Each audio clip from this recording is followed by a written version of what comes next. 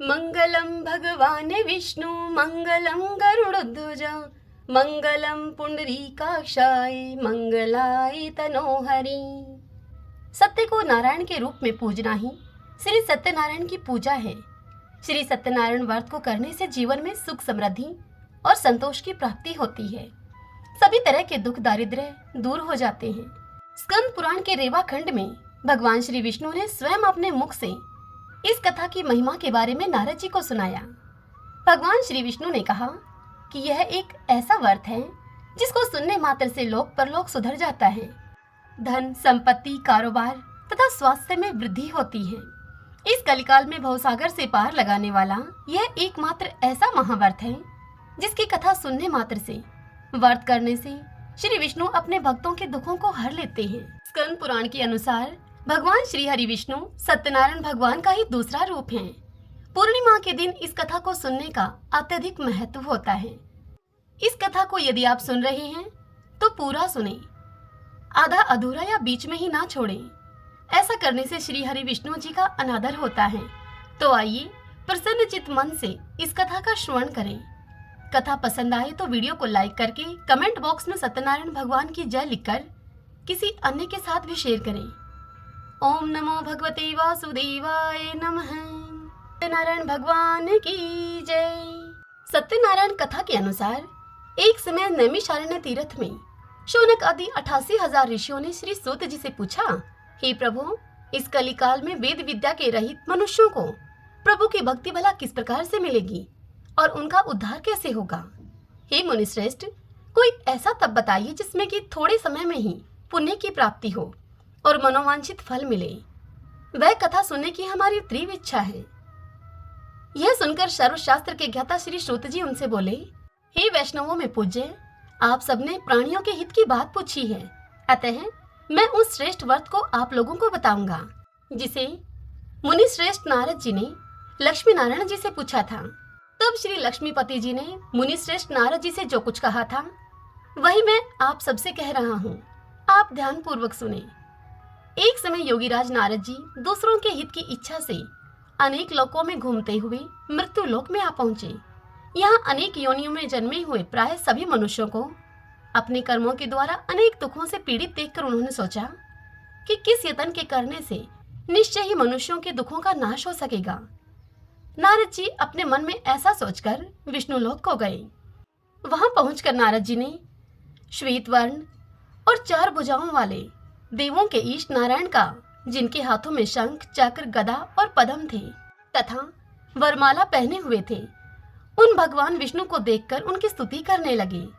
स्तुति करते हुए नारद जी ने कहा कि हे भगवान, आप अत्यंत शक्ति से संपन्न हैं। मन तथा वाणी भी आपको नहीं पा सकती। आपका आदि मध्य अंत नहीं है। निर्गुण स्वरूप सृष्टि के कारण भक्तों के दुखों को आप नष्ट करने वाले हो। आपको मेरा नमस्कार है। नारद जी से इस प्रकार की स्तुति को सुनकर भगवान विष्णु ने नारद जी से कहा, हे मुनिश्रेष्ठ, आपके मन में क्या है? आपका किस काम के लिए यहाँ पर आगमन हुआ है? आप निसंकोच कहिए। तब नारद जी बोले भगवान विष्णु से कि मृत्युलोक में सब मनुष्य जो अनेक योनियों में पैदा हुए हैं, अपने अपने कर्मों के द्वारा अनेक प्रकार के दुखों से वे दुखी हैं। हे नाथ, मुझ पर आप दया रखते हो तो मुझे यह बताइए कि उन मनुष्यों के सब दुख थोड़े से ही प्रयत्न से कैसे दूर हो सकते हैं? यह सुनकर श्री विष्णु भगवान नारद जी से बोले कि हे नारद, मनुष्यों की भलाई के लिए तुमने यह बहुत ही अच्छी बात पूछी है, जिसके करने से मनुष्य मोह से छूट जाता है। वह मैं अब तुमसे कहता हूँ, सुनो। पुण्य देने वाला स्वर्ग तथा मृत्युलोक दोनों में दुर्लभ एक उत्तम व्रत है। आज मैं प्रेम वश होकर यह तुमसे कहता हूँ। श्री सत्यनारायण भगवान का यह व्रत अच्छी तरह से विधान पूर्वक करके मनुष्य तुरंत ही यहाँ सुख भोग कर मरने पर मोक्ष को प्राप्त होता है। श्री विष्णु भगवान के मुख से यह सुनकर नारद जी उनसे बोले कि हे भगवान, इस व्रत का फल क्या है? इस व्रत का विधान क्या है? किसने यह व्रत किया था और किस दिन यह व्रत करना चाहिए? सब आप विस्तार पूर्वक कहिए। तब विष्णु भगवान बोले, दुख और शोक आदि को दूर करने वाला, धन धान्य को बढ़ाने वाला, सौभाग्य तथा संतान को देने वाला, यह व्रत सब स्थानों पर विजय करने वाला है। भक्ति और श्रद्धा के साथ किसी भी दिन मनुष्य श्री सत्यनारायण की शाम के समय ब्राह्मणों और बंधुओं के साथ धर्मपरायण होकर पूजा करे। भक्ति भाव से नैवेद्य, केले का फल, घी, दूध और गेहूं का चूर्ण सवाया ले। गेहूं के अभाव में साठी का चूर्ण ले। शक्कर तथा गुड़ लेकर और सब भक्षण योग्य पदार्थ जमा करके भगवान नारायण को अर्पित करे तथा बंधु बांधवों के सहित ब्राह्मणों को भोजन कराए। उसके बाद स्वयं भी भोजन करे। नृत्य, गीत आदि का आचरण करके श्री सत्यनारायण भगवान का स्मरण करता हुआ समय अपना व्यतीत करे। इस तरह व्रत करने पर मनुष्य की इच्छा निश्चित रूप से पूर्ण होती है। विशेष करके कलिकाल में मृत्यु लोक में यह मोक्ष का सरल उपाय है। इति श्री सत्यनारायण व्रत कथा का प्रथम अध्याय संपूर्ण।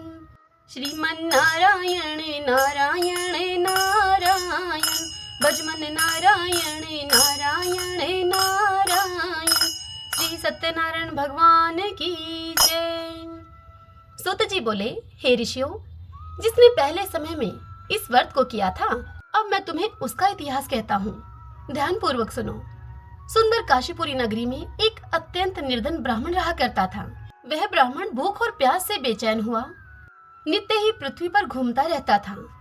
ब्राह्मणों से प्रेम करने वाले भगवान विष्णु ने एक दिन ब्राह्मण का रूप धारण करके अब उसके पास जाकर आदर के साथ उससे पूछा, हे विप्र, नित्य दुखी हुआ पृथ्वी पर तू क्यों घूमता है? यह सुनकर वह दीन ब्राह्मण उनसे बोला कि मैं निर्धन ब्राह्मण हूँ, भिक्षा के लिए पृथ्वी पर फिरता हूँ। हे भगवान, यदि आप इसका कोई उपाय जानते हो तो कृपा करके मुझसे कहो। तब वृद्ध ब्राह्मण बोला, सत्यनारायण भगवान मनोवांछित फल देने वाले हैं, इसलिए हे ब्राह्मण, तो उनका पूजन कर, जिसके करने से मनुष्य सभी दुखों से मुक्त होता है। ब्राह्मण को व्रत का सारा विधान बतलाकर बूढ़े ब्राह्मण का रूप धारण करने वाले भगवान श्री विष्णु, श्री सत्यनारायण भगवान वहां से अंतर्ध्यान हो गए। तदंतर वह ब्राह्मण अपने मन में सोचने लगा। उसने अपने मन में निश्चय किया कि जिस व्रत के विषय में मुझे उस वृद्ध ब्राह्मण ने बतलाया है, मैं उस व्रत को अवश्य करूंगा। और उसे उस रात को नींद नहीं आई। अब वह जब सवेरे उठा, सत्यनारायण भगवान के व्रत का निश्चय करके अब वह भिक्षा के लिए चला गया। उस दिन उसको भिक्षा में बहुत अधिक धन मिला, जिससे कि बंधु बांधवों के साथ उसने श्री सत्यनारायण का व्रत किया। इस व्रत को करने से वह विप्र सभी दुखों से छुटकर अनेक प्रकार की संपत्तियों से युक्त हुआ। उस समय से वह विप्र हर मास सत्यनारायण भगवान का व्रत करने लगा। सूत जी मुनियों से यह कथा सुनाते हुए आगे कहते हैं कि हे श्रेष्ठ विप्रवरों, इस तरह सत्यनारायण भगवान के इस व्रत को जो भी कोई करेगा, वह सभी पापों से छुटकर मोक्ष को प्राप्त होगा।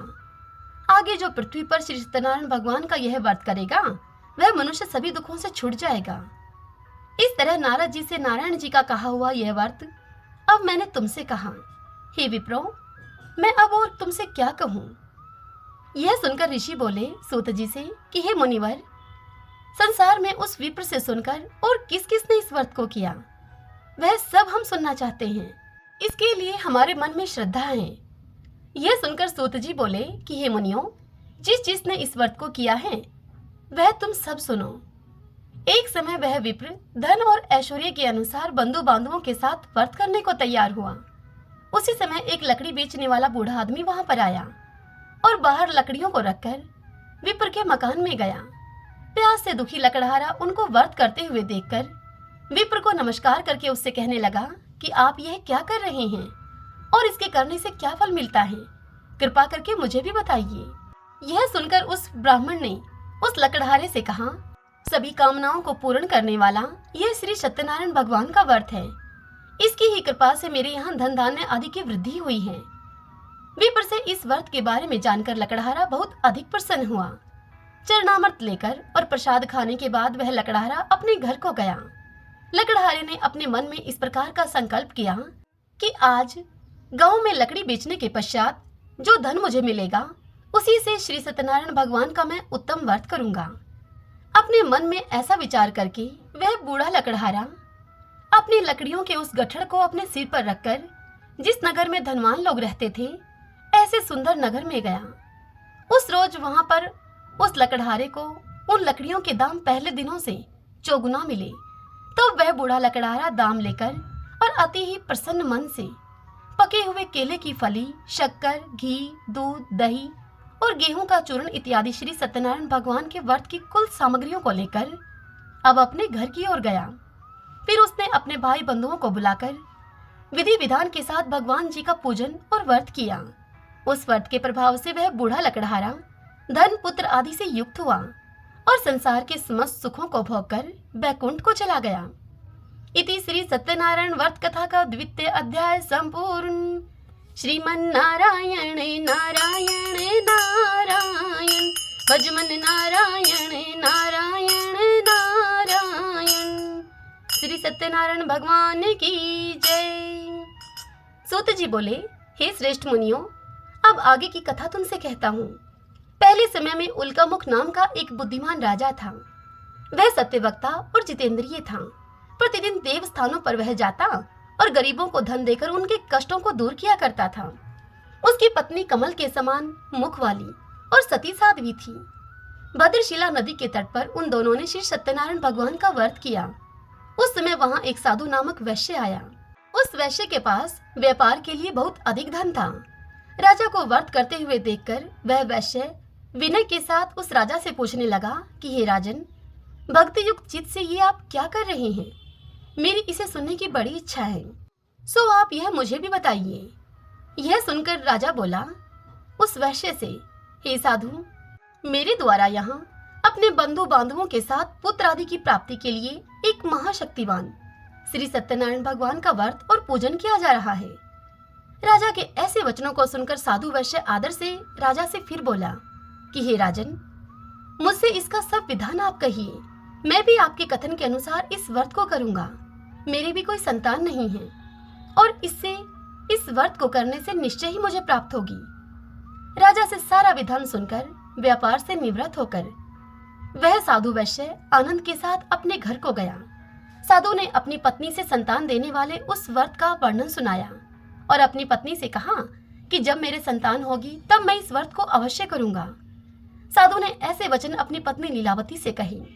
एक दिन उसकी पत्नी लीलावती अपने पति के साथ आनंदित होकर सांसारिक धर्म में परवर्त होकर श्री सत्यनारायण भगवान की कृपा से गर्भवती हो गई और 10वें महीने में उसके एक सुंदर कन्या का जन्म हुआ।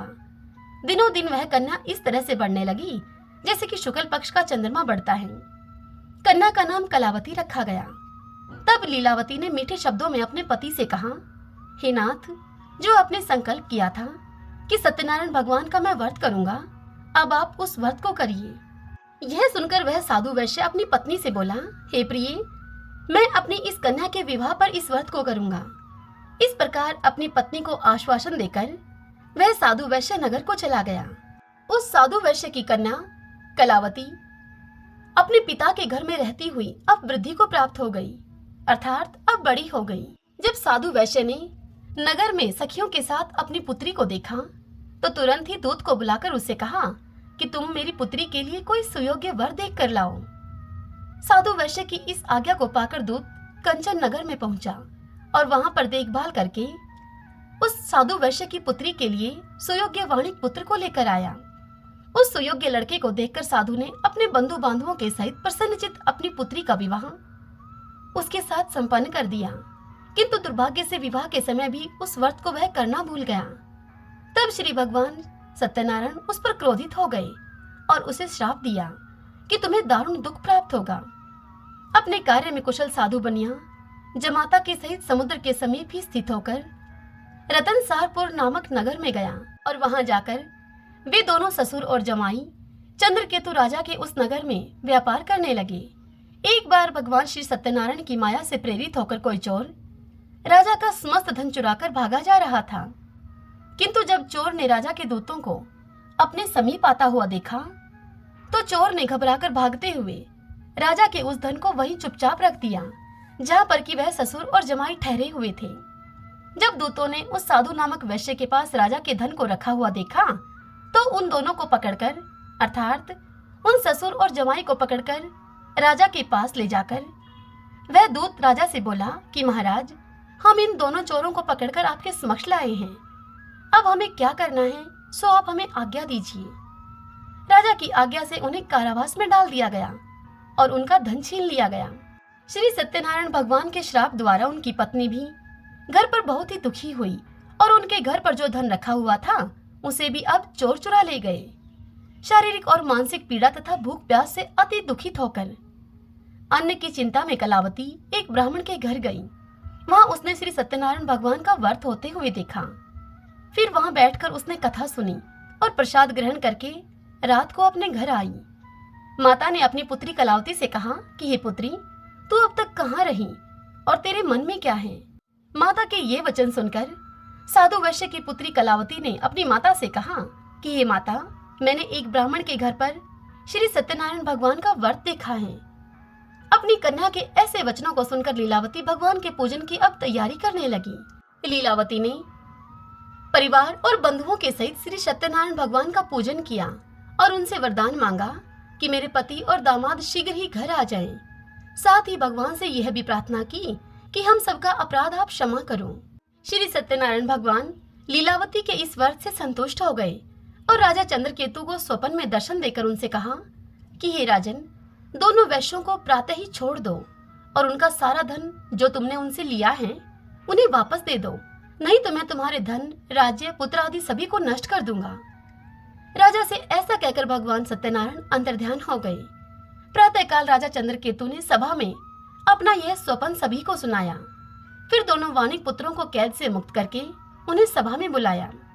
दोनों ने आते ही राजा को नमस्कार किया। तब राजा मीठे वचनों से उनसे बोला कि हे महानुभाव, भाग्यवश ऐसा कठिन दुख तुम्हें कैसे प्राप्त हुआ है? अब तुम्हें कोई भय नहीं है। ऐसा कहकर राजा ने उनको नए नए वस्त्र आभूषण पहनाए और उनका जितना धन भी लिया था उससे दुगना धन देकर राजा ने आदर के साथ उनको विदा किया। दोनों वैश्य अब अपने घर को चल दिए। इति श्री सत्यनारायण व्रत कथा का 3रा अध्याय संपूर्ण।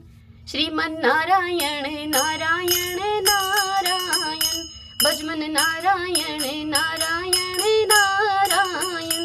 श्री सत्यनारायण भगवान की जय। सूत जी बोले, वैश्य ने मंगलाचार करके अपनी यात्रा अब आरंभ की और अपने नगर को चल दिए। उनके थोड़ी दूर निकलने पर दंडी वेशधारी श्री सत्यनारायण भगवान ने उनसे पूछा, हे साधु, तेरी नाव में क्या है? अभिमानी वाणिक हंसता हुआ उनसे बोला कि हे दंडी, आप यह सब मुझसे क्यों पूछ रहे हो? क्या आपकी धन लेने की इच्छा है? मेरी नाव में तो बेल और पत्ते भरे पड़े हैं। वैश्य का यह कठोर वचन सुनकर श्री सत्यनारायण भगवान ने कहा, जो कि दंडी के रूप में वहां पर आए हुए थे, दंडी ने कहा कि तुम्हारा वचन सत्य हो। और उन दोनों ससुर और जमाई से दंडी ऐसा कहकर वहां से दूर चले गए और कुछ दूर जाकर समुद्र के किनारे पर बैठ गए। दंडी के जाने पर वैश्य ने नित्य क्रिया करने के पश्चात नाव को ऊंची उठी देखकर अचंभा किया और नाव में बेल पत्ते आदि देखकर वह मूर्छित होकर जमीन पर गिर पड़ा। फिर मूर्छा के खुलने पर अत्यंत ही शोक प्रकट करने लगा। तब उसका दामाद उस वैश्य से बोला कि आप शोक न करें, यह दंडी का श्राप है, अतः हमें उनकी शरण में चलना चाहिए, तभी हमारी मनोकामना पूर्ण होगी। अपने दामाद के ऐसे वचनों को सुनकर वह दंडी के पास पहुंचा और अत्यंत ही भक्तिभाव से नमस्कार करके वह दंडी से बोला कि मैंने जो आपसे असत्य वचन कहे थे उनके लिए आप मुझे क्षमा करें। ऐसा कहकर शोकातुर होकर वह वैश्य साधु रोने लगा। तब दंडी भगवान उससे बोले कि हे वणिक पुत्र, मेरी आज्ञा से बार बार तुम्हें दुख प्राप्त हुआ है, तू मेरी पूजा से विमुख हुआ है। यह सुनकर वह साधु वैश्य बोला, हे भगवान, आपकी माया से ब्रह्मा आदि देवता भी आपके रूप को नहीं जानते, तब मैं अज्ञानी भला यह कैसे जान सकता हूँ? आप मुझ पर प्रसन्न होइए, मैं अपनी सामर्थ्य के अनुसार आपकी पूजा करूंगा। आप मेरी रक्षा करो और पहले के समान मेरी नौका में धन भर दो। उसके इस प्रकार भक्ति युक्त वचनों को सुनकर भगवान श्री सत्यनारायण उस पर प्रसन्न हो गए और उसकी इच्छा के अनुसार उसे वरदान देकर वहां से अंतर्ध्यान हो गए। तब वे ससुर और जमाई भी अपनी नाव पर आए। तदंतर उन्होंने नाव को धन से परिपूर्ण पाया। फिर वह श्री सत्यनारायण भगवान का पूजन करके अपने साथियों के सहित अपने नगर को चला गया। जब वह अपने नगर के निकट पहुंचा, तब दूत को उसने अपने घर भेजा। दूत ने साधु के घर जाकर उसकी पत्नी को नमस्कार करके उससे कहा कि साधु अपने दामाद के सहित इस नगर के समीप आ गए हैं। ऐसा सुनकर साधु की पत्नी लीलावती ने बड़े ही हर्ष के साथ श्री सत्यनारायण भगवान का पूजन करके अपनी पुत्री कलावती से कहा कि मैं अपने पति के दर्शन के लिए जा रही हूँ। हे पुत्री, तू कार्य को पूर्ण करके शीघ्र आ जाना। अपनी माता के ऐसे वचनों को सुनकर कलावती प्रसाद को छोड़कर जल्दी जल्दी में अपने पति के पास गई। प्रसाद की अवज्ञा के कारण श्री सत्यनारायण भगवान ने रुष्ट होकर उसके पति को नाव के सहित पानी में डुबो दिया। कलावती अपने पति को न देखकर रोती हुई अब जमीन पर गिर गई। इस तरह से नौका को पानी में डूबा हुआ देखकर तथा कन्या को रोता हुआ देखकर साधु वैश्य दुखी होकर कहने लगा, हे प्रभु, मुझसे या मेरे परिवार से जो भी भूल हुई हो उसके लिए आप हमें क्षमा करो। साधु वैश्य के ऐसे दीनता भरे वचनों को सुनकर भगवान श्री सत्यनारायण उस पर प्रसन्न हो गए और वहां एक आकाशवाणी हुई। आकाशवाणी ने कहा कि हे साधु, तेरी ये कन्या कलावती मेरे प्रसाद को छोड़कर आई है, इसलिए उसका पति अदृश्य हुआ है। यदि यह घर जाकर प्रसाद खाकर लौटे तो इसके पति इसे अवश्य मिलेंगे। आकाशवाणी सुनकर कलावती ने घर पहुंचकर प्रसाद खाया और फिर अपने पति के दर्शन किए। तत्पश्चात साधु ने बंधु बांधवों के सहित श्री सत्यनारायण भगवान का विधि पूर्वक पूजन किया। इस लोक का सुख भोगकर अंत में वह साधु वैश्य स्वर्गलोक को गया। इति श्री सत्यनारायण व्रत कथा का 4th अध्याय संपूर्ण। श्रीमन्नारायण नारायण नारायण, भजमन नारायण नारायण नारायण, श्री सत्यनारायण भगवान की जय। सूत जी बोले, हे ऋषियों, मैं तुमसे एक और भी कथा कहता हूँ, सुनो। प्रजापालन में लीन तुंगध्वज नामक एक राजा था। उसने भी भगवान का प्रसाद त्याग कर बहुत दुख पाया। एक समय वन में जाकर वन्य पशुओं को मारकर बड़ के पेड़ के नीचे आया वह। उसने वहां ग्वालों को भक्तिभाव से बांधवों के सहित श्री सत्यनारायण जी का पूजन करते हुए देखा। पूजन होता हुआ देखकर भी वह राजा तुंगध्वज अभिमानवश वहां पर नहीं गया और न ही उस पूजन को नमस्कार किया। जब ग्वालों ने श्री भगवान का प्रसाद उसके सामने रखा तो उस राजा ने उस प्रसाद को त्याग कर वहां से वह अपनी नगरी को चला गया। वहां नगरी में पहुंचकर उसने अपना सब कुछ नष्ट हुआ पाया। तब वह राजा जान गया कि यह सब भगवान ने किया है। अपने मन में ऐसा विश्वास करके वह राजा उन ग्वालों के पास गया। वहां जाकर विधि पूर्वक पूजन करके राजा ने वह प्रसाद खाया तो श्री सत्यनारायण भगवान की कृपा से सब कुछ राजा के नगर में पहले जैसा ही हो गया। फिर दीर्घ काल तक सुख भोग कर वह राजा मृत्यु होने पर स्वर्गलोक को गया। जो भी मनुष्य इस परम दुर्लभ व्रत को करेगा, भगवान की कृपा से उसे धन धान्य की प्राप्ति होगी। निर्धन धनी और बंदी बंधन से मुक्त होकर निर्भय हो जाता है। संतानहीनों को संतान की प्राप्ति होती है तथा सभी मनोरथ पूर्ण होकर अंत में वैकुंठ धाम को जाता है। जिन्होंने पहले इस व्रत को किया है, अब उनके दूसरे जन्म की कथा कहता हूँ तुमसे। वृद्ध शतानंद ब्राह्मण ने सुदामा का जन्म लेकर मोक्ष को पाया। लकड़हारे ने अगले जन्म में निषाद बनकर मोक्ष को प्राप्त किया। मुख नाम का राजा दशरथ होकर बैकुंठ को प्राप्त हुआ। साधु नाम के वैश्य ने मोरध्वज बनकर अपने पुत्र को आरे से चीरकर मोक्ष को प्राप्त किया। महाराज तुंगध्वज ने स्वयंभू होकर भगवान में भक्ति युक्त होकर कर्म करके मोक्ष को प्राप्त किया।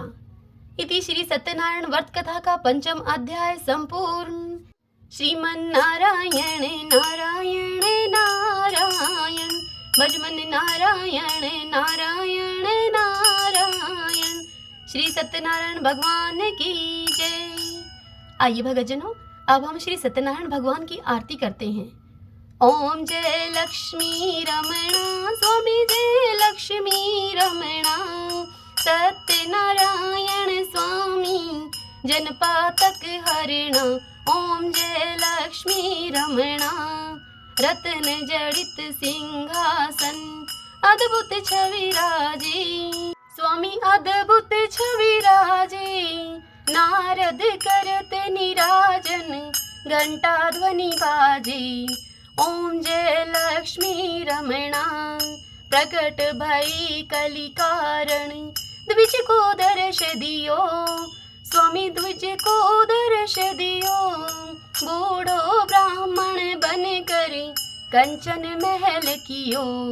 ओम जय लक्ष्मी रमणा, दुर्बल भील कठारो, जिन पर कृपा करी, स्वामी जिन पर कृपा करी। चंद्रचूड़ एक राजा, तिनकी विपत्ति हरी। ओम जय लक्ष्मी रमणा, वैश्य मनोरथ पायो, श्रद्धा तज दीनी, स्वामी श्रद्धा तज दीनी। सो फल भोग्यो प्रभु जी फिर स्तुति कीनी। ओम जय लक्ष्मी रमणा, भाव भक्ति के कारण छिन छिन रूप धरो, स्वामी छिन छिन रूप धरो। श्रद्धा धारण कीनी, तिनको काज सरो।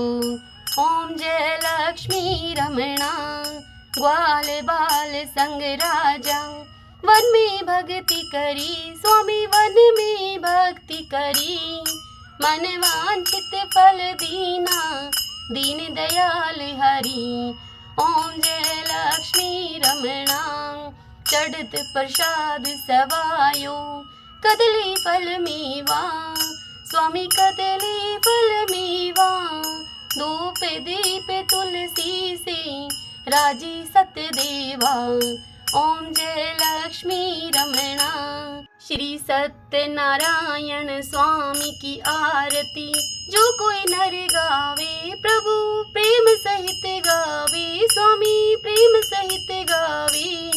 कहत शिवानंद स्वामी, भगत भोलानंद स्वामी, मनवांछित फल पावे। ओम जय लक्ष्मी रमणा, ओम जय लक्ष्मी रमणा। सभी बोले सत्यनारायण भगवान की जय।